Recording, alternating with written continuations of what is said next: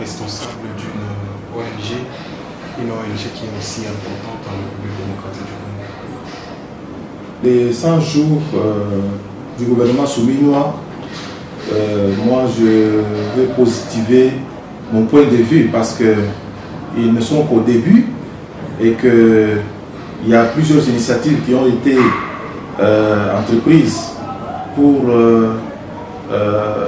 essayer de faire des réformes dans plusieurs secteurs de la vie nationale.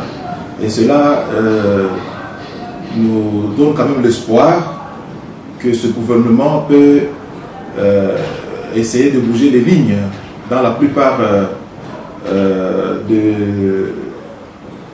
ministères. Nous voyons par exemple le ministère de la Justice.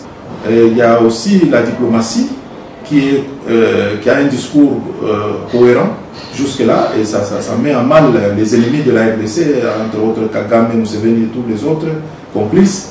Donc ce qui fait qu'il y a aussi à espérer dans ce domaine-là, parce que la voix de la RDC est entendue, soutenue par la Chine, même au niveau de sa candidature, au niveau du Conseil de sécurité, tout ça, pour ce qui concerne les droits de l'homme. Donc ce sont des choses que la RDC n'a pas connues depuis très longtemps.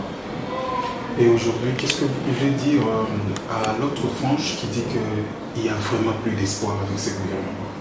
Pour nous, au niveau de notre ONG en tant que Génération Cri d'alarme Sauvons le Congo, nous voulons que chaque membre, chaque patriote de la RDC puisse aussi donner le meilleur de lui-même pour soutenir ce gouvernement.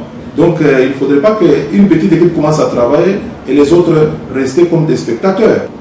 En tant que président d'une ONG, oui, cette génération Cri d'alarme Sauvons le Congo, oui, est-ce que vous pouvez avoir quelques 2-3 propositions au gouvernement?